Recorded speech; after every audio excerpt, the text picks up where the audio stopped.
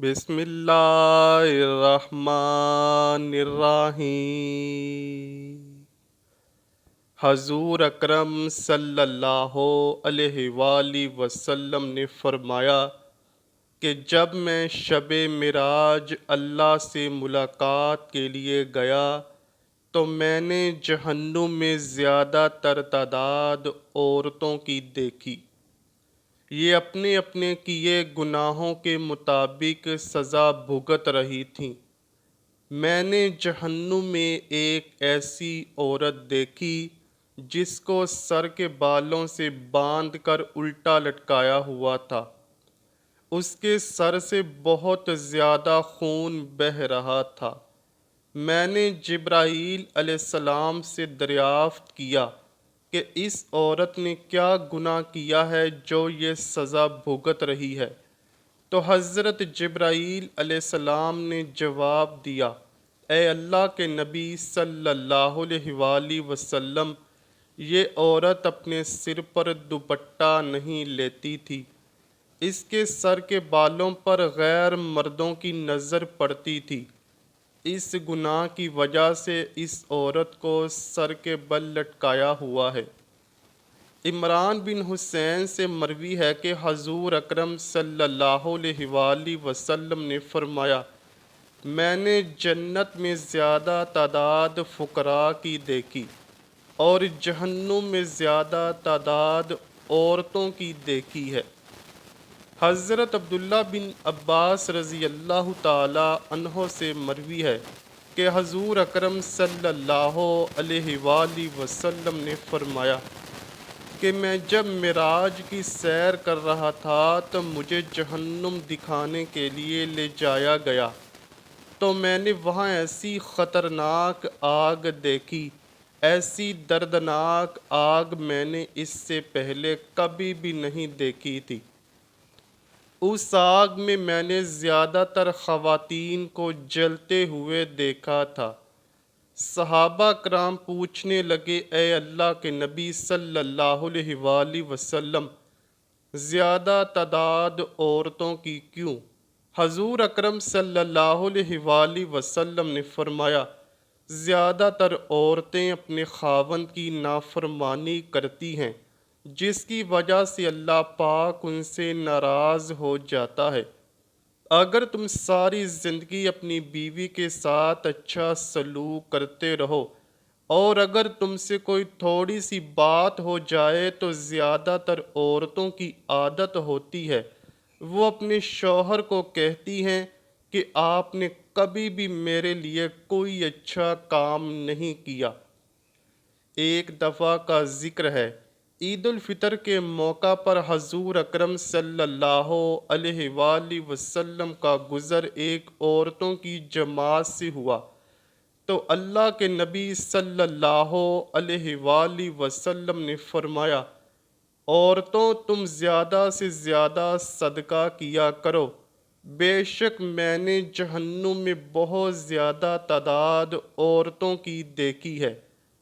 ان میں سے کچھ عورتوں نے پوچھا، اے اللہ کے نبی صلی اللہ علیہ وآلہ وسلم، ہم میں کون سی ایسی بات ہے جو ہم کو جہنم میں لے جاتی ہے؟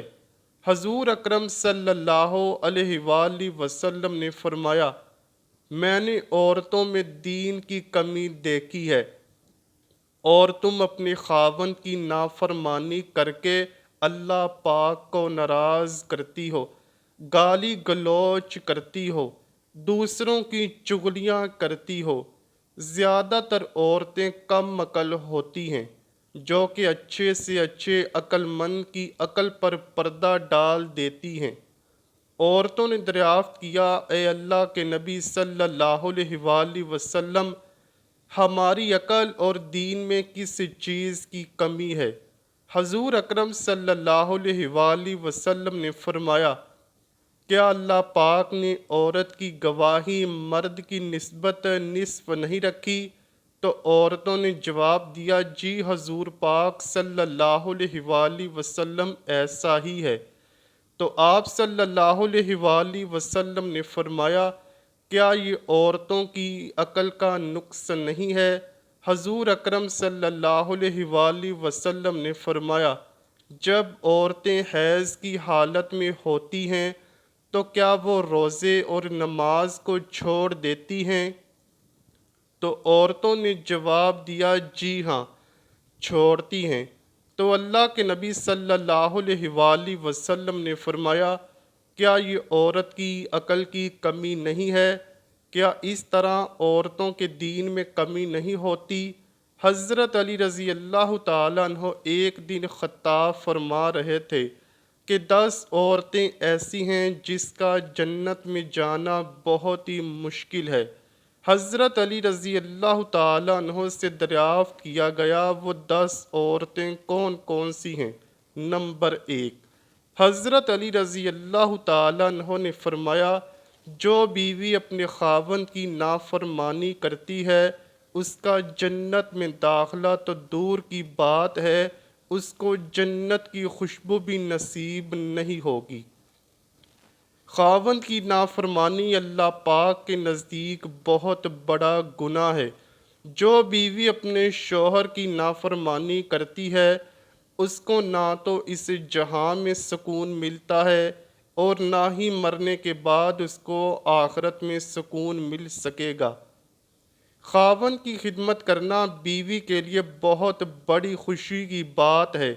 جو بیوی اپنے شوہر کی ہر بات پر عمل کرتی ہے تو اللہ پاک ایسی عورت کو بہت پسند کرتا ہے اور فرما بردار بیوی کے لیے جنت کو واجب کر دیتا ہے۔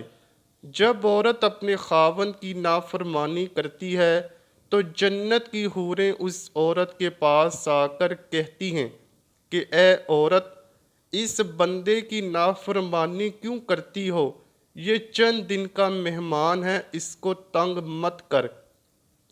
اس نیک بندے کا اجر اللہ پاک نے بہت بڑا رکھا ہے، یہ بہت جلد ہمارے پاس آنے والا ہے۔ نمبر 2، حضرت علی رضی اللہ تعالیٰ عنہ نے فرمایا کہ وہ عورت بھی جنت میں داخل نہیں ہوگی جو پردہ نہیں کرتی۔ آج کل جدید عورتوں کا کہنا ہے کہ ہمارا دل تو صاف ہے، پردہ کرنے کا کیا فائدہ ہے۔